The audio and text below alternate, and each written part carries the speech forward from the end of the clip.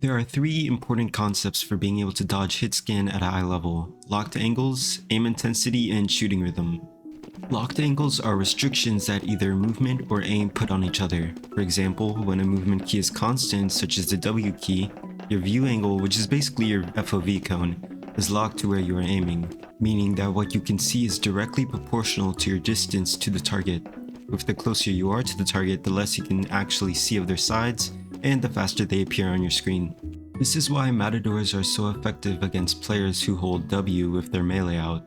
Since they will always be reacting to the player in front of them, spies can fake a direction change and bait the player to overexpose their sides, as they know that their angle will be locked to where the spy appears to be going and not where they actually are. Likewise, if we assume that your position is near constant on the map, such as when you are AD spamming, your view angle on the target is also proportional to how close you are, since any mouse movement would directly change the angle that you are AD strafing in. To avoid this, hitscan players place their crosshair near the center of their enemy and wait for them to cross through it, while also trying to be parallel with their enemy at all times by readjusting through longer strafes. Why is this important?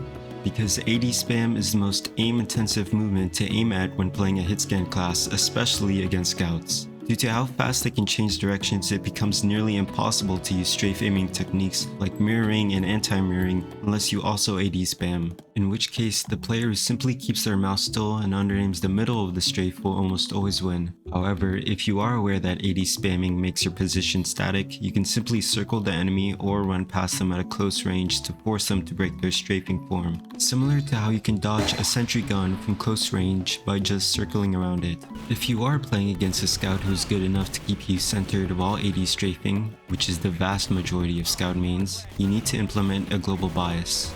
A global bias is the idea that over the course of a fight, you slowly path towards a certain position while reacting to how the enemy is aiming at you. To implement a global bias effectively, you have to first read the shooting rhythm of the enemy. This is the timing of how they react, aim, and then shoot at you. For example, if you repeatedly cross an AD spammer's crosshair, you can assume that their shooting rhythm is constant to the fastest possible time, as they don't have to aim that far from you. If you evade their crosshair by moving in the other direction of it, you can assume their shooting rhythm will be longer as they have to readjust, aim, and then shoot you. By combining this, you can force the other player to be shooting at an either wider angle or a constantly changing position by timing your strafes to be out of sync with their shot. You can also use the tracers of the other hitscan player to avoid crossing the middle of their screen, and if done well, allows you to literally stand in front of the other player without getting hit by constantly re-entering and exiting their shooting rhythm. As a general tip for using a global bias, try to keep in mind the effects that different levels of aim intensity have on your opponent. For example, in this clip against my friend Cormy, by reading not only his playstyle but his shooting pattern and distance, I incorporate a global bias in my movement so that I can avoid the center of his view angle, since I know he prefers to fight me at a close distance. I do this effectively because I notice that he increases his shooting rhythm when I AD spam and that he holds his shot the longer I strafe away from his view angle. By timing my AD spam the moment he aims at my longer strafes, he's constantly forced to flick at angles that are wider than his own AD strafes, causing him to miss. Because of this, Cormy, who's otherwise a decent Scout v Scout player, looks completely helpless against me as I dodge every shot.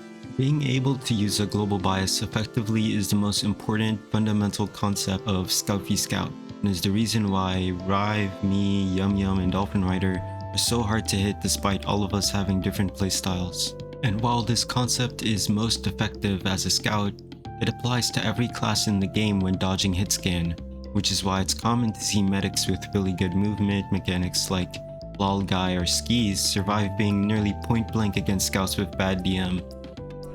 Upstairs. We haven't used yet. Yeah. No soloing, river. That meadow sucks. Yeah. That guy's short. He's dead. We haven't used. Yeah. That's about it for this video. The rest of this is just going to be different POVs of me shitting on Cormy. But if you have any topics you would like me to make into a video, you can DM me on Steam or leave me a comment.